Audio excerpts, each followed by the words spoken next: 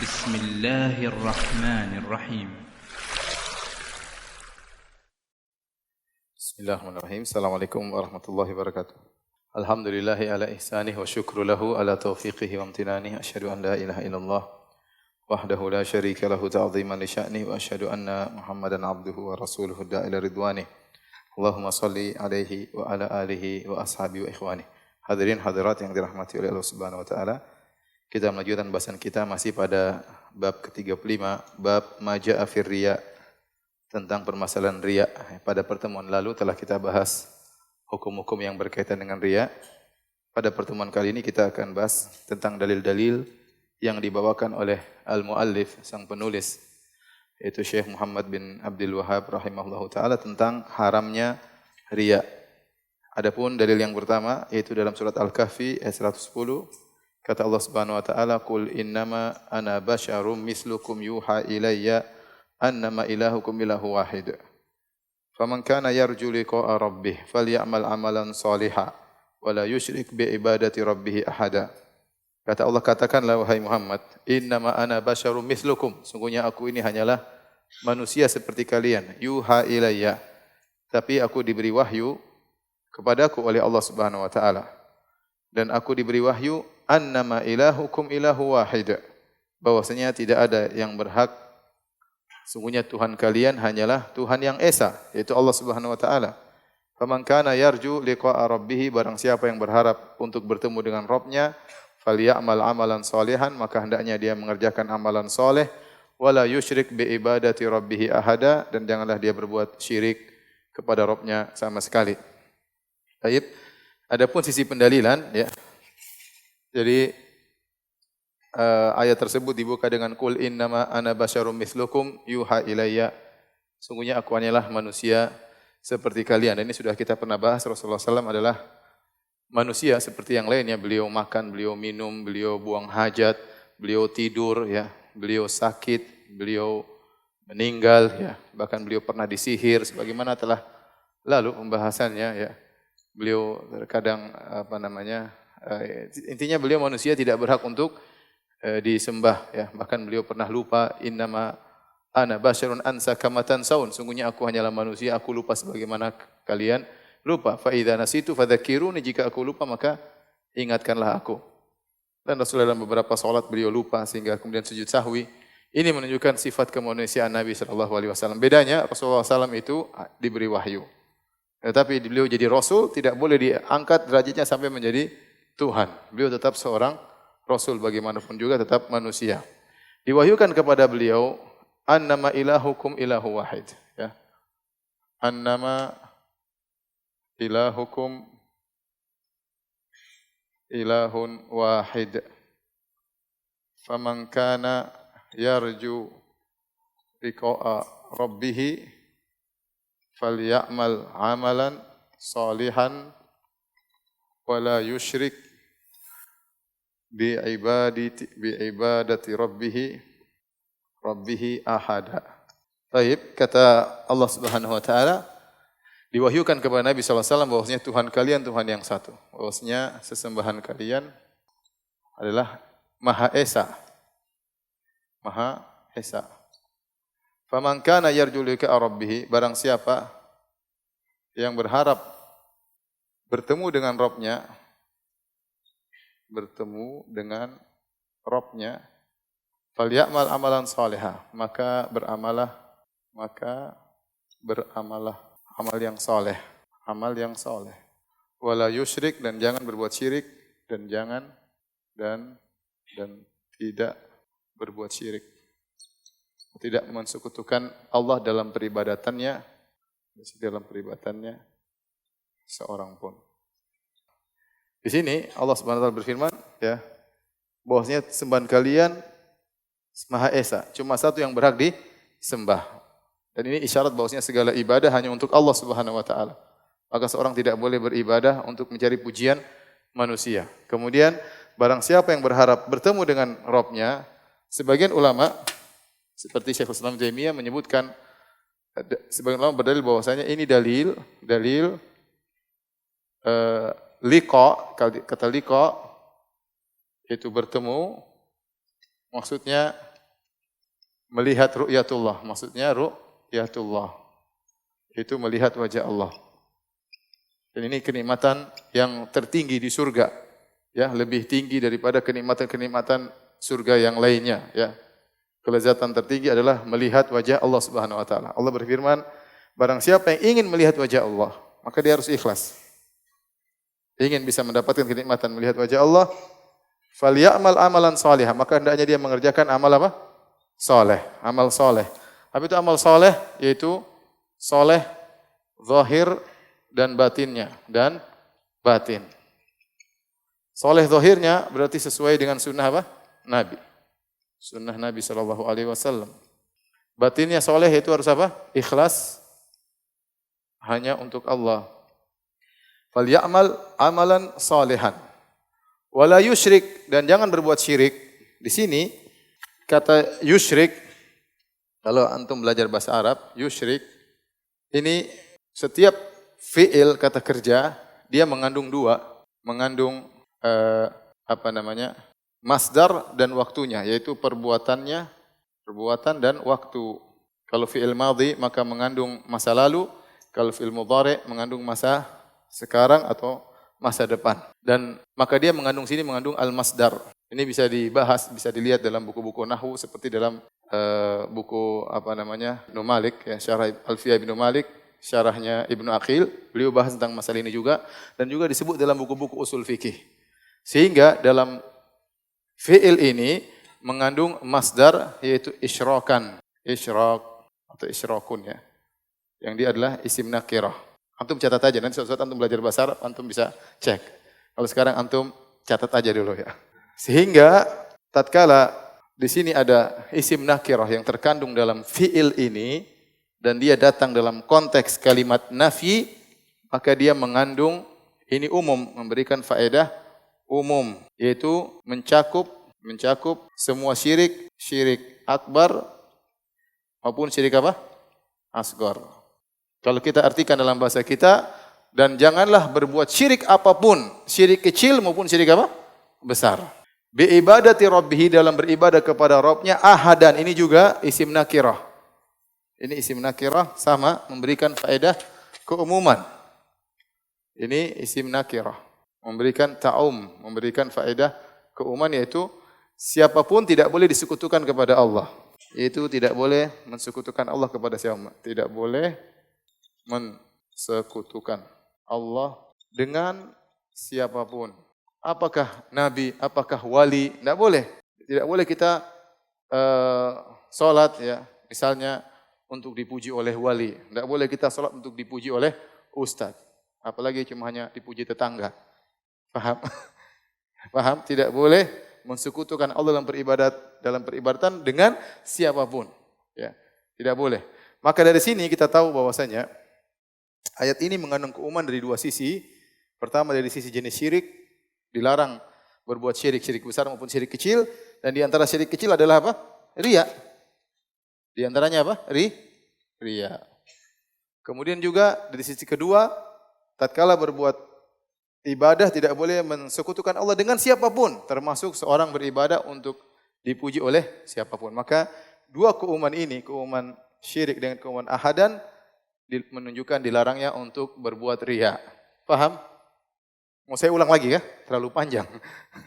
Jadi ini sisilah pendalilan bahwasanya ayat ini dijadikan dalil oleh Syekh Muhammad bin Abdul Wahab rahimahullahu taala, bahwasanya ayat ini menunjukkan larangan untuk berbuat riya. Makanya ketika beliau mengatakan bab maja afir riya, bab tentang haramnya riya, maka beliau membawakan dalil ini. Saya ulangi ayatnya. Sungguhnya sembahan kalian hanyalah sembahan yang Maha Esa. Ini isyarat, jangan beribadah mengharapkan pujian orang lain. Faman kana yarju liqa'a rabbih, barang siapa yang ingin berjumpa dengan Rabbnya, yaitu ingin melihat wajah Allah, falyamal amalan salihan, maka lakukanlah amal soleh zahir dan batinnya. Zahirnya sesuai dengan sunnah, batinnya adalah ikhlas kepada Allah Subhanahu wa taala. Dan ingat, jangan berbuat syirik apapun, syirik besar maupun syirik kecil, termasuk apa? Riya, dan jangan mensekutukan Allah dengan siapapun. Jangan minta pujian ustadz, jangan minta pujian bupati, jangan minta pujian wali, apalagi cuma pujian tetangga, ya. Tidak boleh. Karena itu semuanya adalah syirik dan riya kepada Allah Subhanahu wa taala. Baik. Tinggal foto aja lama. Hapus. Zaman dulu saya masih ingat, saya belajar bahasa Arab sama seseorang, ustadz saya. Kita belajar pakai tegel. Tegel, ya. Jadi papan tulisnya cuma kecil. Tegel hapus lagi, tegel ya. Dulu belum ada foto-foto. Dia harus cepat. Baik, dalil yang kedua, an Abi Hurairah radhiyallahu taala anhu marfu'an, dari sahabat Abu Hurairah radhiyallahu anhu secara marfu' maksudnya sampai kepada Nabi sallallahu alaihi wasallam. Kalau mauquf berarti sampai kepada sahabat. Kalau disebut hadis mauquf berarti itu perkataan sahabat. Tapi kalau disebut hadis marfu' itu diangkat maksudnya kepada Nabi sallallahu alaihi wasallam. Rasulullah SAW bersabda, qala Allah taala, hadis qudsi. Kata Nabi sallallahu alaihi wasallam, Allah berfirman, ana aghnas syuraka ani syirk. Aku adalah zat yang paling tidak butuh dengan syarikat. Man amila amalan asyraka ma'iya fihi ghairi, barang siapa melakukan amal apapun dan dia berbuat syirik kepadaku, dia mengambil sekutu selainku, taraktuhu wa syirkahu. Aku akan tinggalkan dia bersama kesyirikannya. Hadis riwayat Muslim. Kata Allah Subhanahu wa taala dalam diskusi, ana aghna asyuraka anis syirk man amila amalan asyraka fihi ma'iya ghairi taraktuhu wa syirkahu. Hadis riwayat Muslim. Kata Allah Subhanahu wa taala, aku adalah zat yang paling tidak butuh, zat yang paling tidak butuh dengan syarikat, dengan partner kalau bahasa kita. Partner atau syarikat. Barang siapa yang mengerjakan amal apapun, berbuat syirik dalam amal tersebut, lantas dia berbuat syirik,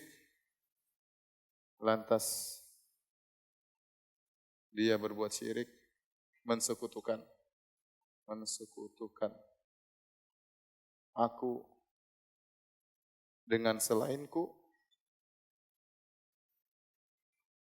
taraktuhu wa syirkahu, maka aku tinggalkan dia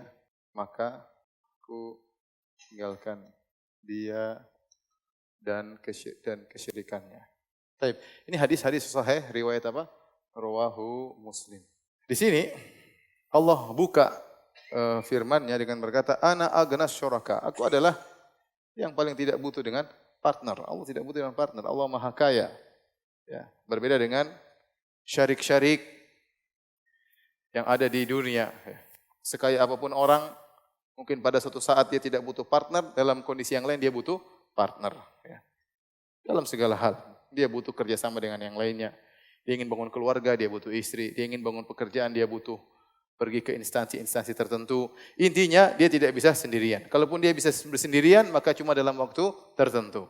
Adapun Allah Subhanahu wa taala Maha Kaya dalam setiap saat, dalam setiap kondisi, dan dia adalah Al-Fardus Samad. Allah yang As-Samad, yaitu Maha Kaya, yang dimana semua makhluk selalu membutuhkan kepada siapa? Allah Subhanahu wa taala. Maka Allah mengatakan, aku sangat tidak butuh dengan partner. Maka barang siapa melakukan amalan, barang siapa yang mengerjakan amal apapun. Di sini amalan, dan ini selalu kaidah saya ulang-ulang. Amalan di sini apa? Isim nakirah. Isim nakirah itu maksudnya tanwin. Apa? Isim nakirah maksudnya tanwin. Ya. Ini amalan, tanwin. Jika datang dalam fi'il syarat, dalam konteks kalimat persyaratan, barang siapa, atau dalam konteks penafian, maka memberikan faedah keumuman. Maka mencakup amal apapun. Ya. Amal apapun. Maka baik amal lisan atau jawarih, anggota tubuh yang lain, atau harta, Amal berkaitan dengan harta. Barang saya melakukan amal apapun, ternyata dia berbuat syirik, mengambil sekutu, dia mengambil partner buatku, ya, maka aku tinggalkan dia dan kesyirikannya. Aku tidak butuh. Dia ngambil partner, silakan bersama partnernya. Aku tidak butuh dengan partner tersebut. Aku tidak butuh dengan syirik tersebut. Dalam sebagian riwayat kata Imam Nawawi rahimahullah dalam syarah Sahih Muslim, taraktuhu wa syarikahu. Yang artinya aku tinggalkan dia dan aku, kata Allah, aku tinggalkan dia atau biarkan dia dengan partner tersebut. Jadi ini dalil, ya, sama hadis ini umum. Ya. Di sini man amila amalan asyraka, sini syirik juga mengandung keumuman, syirik kecil maupun syirik apa? Besar. Maka barang siapa melakukan amal apapun, ternyata dia melakukan kesyirikan, syirik besar atau syirik kecil, dia mengambil sekutu selainku, menjadikan sekutu tersebut sebagai partnerku, maka aku akan tinggalkan dia dan kesyirikannya. Artinya aku tidak terima. Atau dalam riwayat yang lain, aku akan tinggalkan dia dan partner tersebut. Silakan cari pahala sama partner tersebut. Dan ingat, amal di sini amal umum. Amal umum, amal lisan, ya, maka seorang tatkala berzikir hati-hati, zikir, baca Quran, maka harus ikhlas kepada Allah Subhanahu wa taala. Bukan untuk disanjung, bukan untuk dipuji, ya, dalam berzikir, dalam baca Quran, ya. Kemudian jawarih seperti kegiatan tubuh, misalnya membantu orang miskin, ada kegiatan baksos, kegiatan sosial, ya. Kemudian sholat misalnya, puasa, maka ingat harus ikhlas. Amal apapun. Ya. Kemudian yang berkaitan dengan harta, misalnya sedekah atau umroh yang harta kita keluarkan di jalan Allah Subhanahu wa taala, maka juga harus apa? Ikhlas. Amal apapun. Termasuk saya sampaikan berbakti kepada orang tua itu amal yang agung, tidak usah kita ceritakan kepada orang lain misalnya, ya. Atau kita berbuat baik kepada istri dan anak, tidak usah kita ceritakan kecuali dalam rangka untuk memberi contoh seperti yang sudah saya singgung pada pertemuan yang lalu. Asalnya kita melakukan amal itu semua, ya, harus ikhlas kepada Allah Subhanahu wa taala. Kapan kita mencari sedikit pujian dalam amalan tersebut, maka balasannya kata Allah, taraktuhu wa syirkahu, aku akan biarkan dia dan kesyirikannya. Apa yang aku terima amal yang ada syiriknya. Atau dalam riwayat yang lain, taraktuhu wa syarikahu, aku akan tinggalkan dia dengan partnernya, Makanya dalam hadis yang lain, dalam hadis riwayat Ahmad, kata Nabi SAW, akhwafu ma akhafu alaikum asyirkul asghar fasa'aluhu. Sungguhnya yang paling aku khawatirkan menimpa kalian adalah syirik kecil. Maka mereka bertanya, apa syirik kecil? Kata Nabi SAW, ar-riya. Itu adalah riya. Ya, maka pada hari kiamat kelak, hina yujazin nas, tatkala Allah memberi balasan kepada orang-orang pada hari kiamat kelak, maka Allah berkata kepada orang-orang yang riya, idhabu ilal ladzina kuntum tura'una fid dunya hal tajiduna indahum jazaan. Kata Allah, pergilah kalian kepada orang-orang partner-partner yang dulu kalian menjadikan mereka partnerku dalam ibadah kalian, minta kepada mereka pahala. Kalau kalian di dunia dulu mencari pujian ustaz, sana minta pahala sama ustaz. Ya, ustaz aja setengah mampus di akhirat. Kalian dulu cari beramal soleh untuk dipuji oleh bupati, dipuji oleh wali misalnya, atau dipuji oleh pejabat misalnya, coba sana. Minta pahala sama mereka. Bisa jadi orang-orang yang kita harapkan pujian tersebut ternyata di neraka jahanam. Terus kita mau minta apa sama mereka? Kalaupun mereka di surga tidak bisa kasih kita apa-apa. Apalagi kalau mereka ternyata di neraka jahanam. Paham? Maka Allah akan tinggalkan dia beserta partner tersebut karena Allah tidak mau dipartnerkan, Allah tidak butuh dengan syarikat, tidak butuh dengan partner sama sekali. Paham di sini? Baik. Kalau sudah tolong dihapus ya. Wa an Abi Sa'id Al-Khudri radhiyallahu anhu marfu'an. Hadis berikutnya hadis riwayat Ahmad dari sahabat Abu Sa'id Al-Khudri secara marfu', bahwasanya Rasulullah SAW bersabda, "Ala ukhbirukum bima huwa akhwafu 'alaikum 'indi minal Masih Dajjal." Maukah aku kabarkan kepada kalian tentang perkara yang lebih aku khawatirkan menimpa kalian daripada fitnahnya Al-Masih Dajjal. Qala qulna, kami berkata, bala, tentu ya Rasulullah, fitnah apakah itu? Faqala asyirkul khafi, syirik yang samar. An yakuma rajulu yusalli, seorang berdiri kemudian dia salat. Fa yuzayyinu salatahu, kemudian dia bagus-baguskan salatnya, lima yara min nadhri rajulin ilaihi, karena dia tahu ada orang yang sedang lihat dia salat, ya. Hadis riwayat Al-Imam Ahmad. Dalam riwayat yang lain diriwayatkan oleh Ibnu Khuzaimah dan juga Ahmad dan Al-Baihaqi, Nabi SAW bersabda, ya, dari hadis Mahmud bin Labid, Rasulullah SAW bersabda, "Iyyakum wa syirkas sarair." Hati-hatilah kalian dengan syirik as-sarair, itu syirik rahasia, ya. Syirik yang tidak nampak. Qalu wa ma syirkus sarair? Apa syirik yang rahasia tersebut? Qala, Nabi berkata, an yakuma ahadukum yuzayyinu salatahu jahidan, seorang yang dia berdiri kemudian dia bagus-baguskan salatnya dengan bersungguh-sungguh, dia bagus-baguskan, liyanzuran nasu ilaihi, agar orang-orang lihat salatnya, fadzalika syirkus sarair, itulah syirik yang tersembunyi atau syirik yang rahasia, ya. Taib.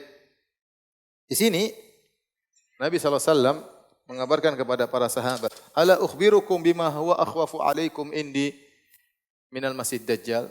Maukah aku kabarkan kepada kalian tentang sesuatu yang lebih aku khawatirkan, akhwafu alaikum indi min fitnatil masih dajjal. Dajjal, ya. Kata Nabi SAW, yang lebih aku khawatirkan menimpa kalian, yang lebih aku khawatirkan terhadap kalian daripada fitnahnya Al-Masih Ad-Dajjal. Qalu bala, kata para sahabat, tentu ya Rasulullah. Apakah itu yang lebih bahaya daripada Dajjal? Kata Nabi SAW, asyirkul khafi. Kata Nabi SAW, asyirku al-khafi. Syirik yang tersembunyi. Ini tadi dalam hadis, ini tadi riwayat Abu Sa'id Al-Khudri. Dalam riwayat yang lain dari Mahmud bin Labid, ya, radhiyallahu anhu, ya, Nabi mengatakan iyyakum wasyirkus sarair. Nabi menamakan dengan syirkus sarair. Syirku as-sarair. Sama. Syirik rahasia, tidak ada yang lihat. Syirik tersembunyi, terselubung. Kita tahu ternyata syirik riya itu namanya macam-macam. Ada syirik namanya syirkul khafi, ini nama yang pertama, nama-nama riya. Yang kedua apa? Syirku sarair. Dalam riwayat yang lain Nabi mengatakan asyirkul asghar, syirik kecil. Jadi Nabi menamakan dengan nama-nama berbeda. Terkadang syirkul khafi, terkadang syirkus sarair, terkadang syirik asghar. Ini semua nama-nama apa? Nama-nama apa? Riya. Namanya keren-keren. Nama-nama riya, ya. Kenapa Nabi mengatakan lebih aku khawatirkan daripada Dajjal? Siapa Al-Masih Dajjal? Al-Masih Dajjal. Kenapa disebut dengan Al-Masih? Al-Masih bisa artinya isim fa'il, isim al-fa'il, bisa artinya ismul maf'ul. Kalau dia bermakna isim fa'il, berarti dia adalah artinya yang berjalan di bumi dengan cepat selama berapa hari? 40. Selama 40 hari. Yang satu hari seperti kasanah. Jadi Dajjal kalau datang, ya misalnya dia datang ke Duku Bima misalnya, atau datang ke Tambun, ya, melewati Jakarta, maka dia akan satu hari seperti 1 tahun. Jadi lama. Allah buat hari tersebut seperti 365 hari. Sampai para sahabat bertanya, Rasulullah, kalau kami menemukan hari tersebut, apakah cukup sholat 5 waktu? Kata Nabi, enggak. Perkirakan, setiap 24 jam sholat 5 waktu. Berarti hakiki, benar-benar matahari ditahan oleh Allah Subhanahu Wa Taala sehingga satu hari seperti 365 hari. Kemudian yaumun kasyahr. Hari kedua seperti sebulan satu hari lamanya. Kemudian yang ketiga, yaumun ka jum'ah. Hari ketiga, satu hari seperti 7 sepekan, 7 hari. Wasairu ayamihi ka ayamikum. Adapun sisa hari keempat sampai hari ke-40 seperti hari-hari biasa, 24 jam. Paham? Maka disebut Al-Masih artinya orang yang berjalan di atas muka bumi, ya, dengan cepat. Sebutkan kecepatan seperti angin, ya, Dajjal, dia bisa sampai kemana-mana yang dia kehendaki. Disebut juga Al-Masih kalau mana ismul maf'ul artinya Al-Mamsuh, ya, Al-Mamsuh yaitu yang dibutakan matanya. Dajjal itu matanya buta satu. Kata Nabi SAW dalam hadis yang Sahih Bukhari, "Inna rabbakum laisa bi'awar." Sungguhnya Rabb kalian tidak buta sebelah. Wa inna dajjal a'warul ainil yumna. Adapun Dajjal mata kanannya buta, matanya buta sebelah kanan. Jadi nanti Dajjal bakal mengaku diri sebagai Tuhan. Dan dia super sakti. Kalau dia berkata kepada langit, "Wa ya samau amtiri," wahai langit turunkan hujan, maka turun hujan. "Wa ya ardu ambiti," kalau bumi sudah kering dia bilang tumbuh, maka tumbuh pohon tatkala itu. Ya, sakti atau tidak? Luar biasa. Ya. Sekarang aja dukun-dukun kecil saja banyak orang percaya, apalagi Dajjal super keluar nanti. Dajjal dari Dajjal itu dusta. Dia ini pendusta besar. Tetapi dia fitnahnya sangat luar biasa. Zaman sekarang aja orang bikin uang cering banyak orang percaya. Apalagi muncul seperti apa? Dajjal. Maka banyak akan mengikuti dia. Maka dia diberi nama dengan Al-Masih. Masih Dajjal atau Masihul Dhalalah. Nanti dia akan dibunuh oleh Masihul Huda, yaitu Nabi Isa alaihissalam. Fitnahnya sangat luar biasa. Tetapi ternyata Nabi lebih takut fitnahnya riya daripada fitnahnya Dajjal. Nabi mengatakan, lebih aku khawatirkan menimpa kalian. Bukan karena riya lebih baik daripada Dajjal, tidak. Tetapi karena fitnah Dajjal ini munculnya nanti menjelang hari kiamat. Beda dengan riya. Riya muncul setiap saat. Selama nafas masih, ya bisa kita masih bernafas, nyawa masih ada dalam tubuh kita, potensi untuk riya selalu ada. Adapun Dajjal belum tentu kita ketemu. Ya. Belum tentu kita ketemu. Meskipun ada ustaz katanya 3 tahun lagi Dajjal muncul ya.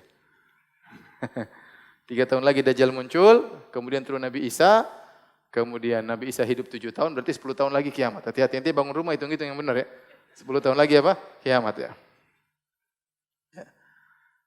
Jadi Dajjal hanya muncul di akhir zaman. Adapun fitnah riya muncul bisa jadi setiap apa? Setiap saat. Seorang bisa jadi sehari riya 7 kali. Bisa jadi sehari riya 3 kali. Bisa jadi hari ini enggak riya, besok dia riya. Ya. Potensi untuk riya menimpa siapa saja. Kemudian yang kedua, dari sisi kedua, kenapa Nabi lebih khawatir riya daripada Dajjal? Dajjal fitnahnya jelas. Orang beriman insyaAllah selamat, kelihatan tulisannya kafir, orang akan meninggalkan dia. Tapi riya justru menimpa orang-orang yang soleh. Ya, menimpa orang-orang yang soleh. Justru orang-orang berpotensi memiliki amal soleh, itulah yang dikhawatirkan terkena riya.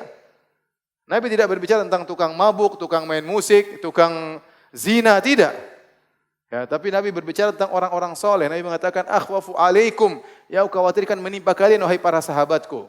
Karena mereka orang-orang soleh. Karena riya ini penyakit yang menimpa orang soleh, bukan menimpa orang tukang maksiat.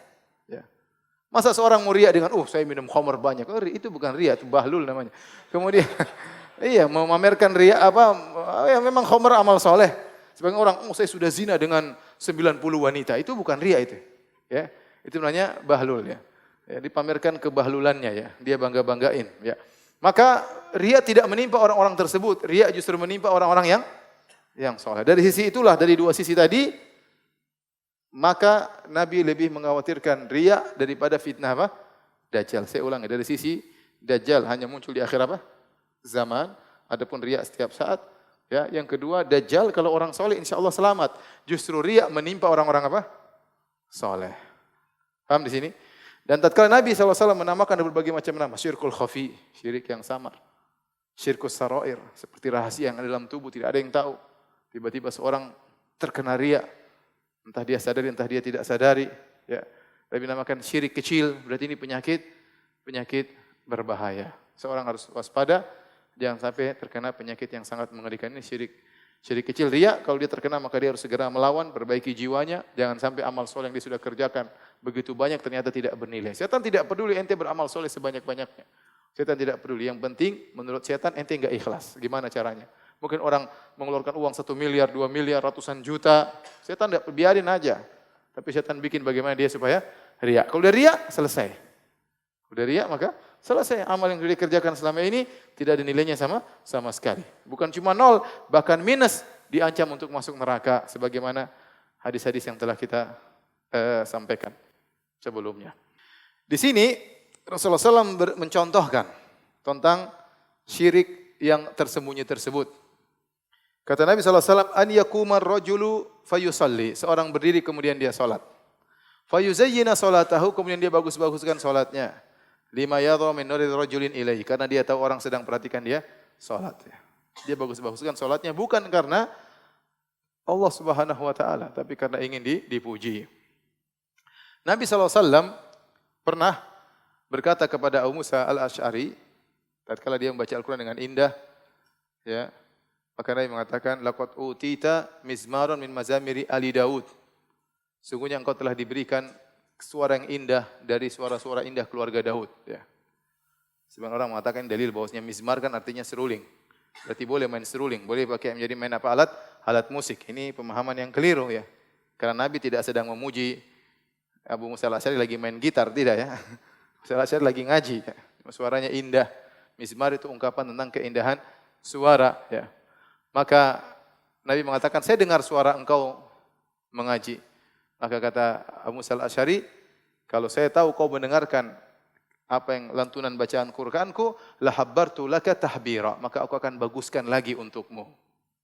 Di sini Abu Musa al-Asy'ari, perhatikan. Dia ingin baguskan bacaannya untuk menyenangkan hati Nabi, bukan untuk mencari pujian. Tetap ingin mencari ridha Allah Subhanahu wa taala. Ini sama seperti seorang misalnya berbuat baik kepada ibunya, menyenangkan hati orang. Bukan untuk dipuji sama dia, tapi agar dapat pahala dari siapa?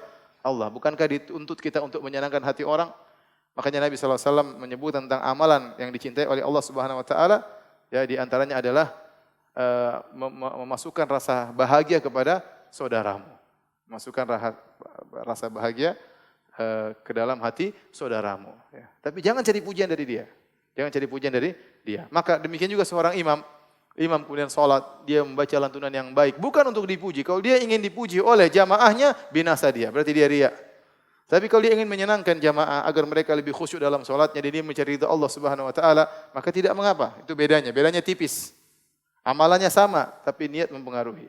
Yang satu dapat pahala, yang satu dapat kebinasaan.